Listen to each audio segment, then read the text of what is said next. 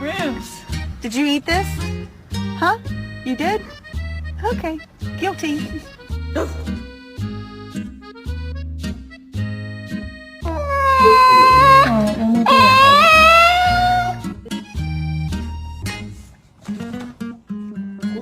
gonna knock out Austin because I'm an actual fighter and I got 2 guns right here.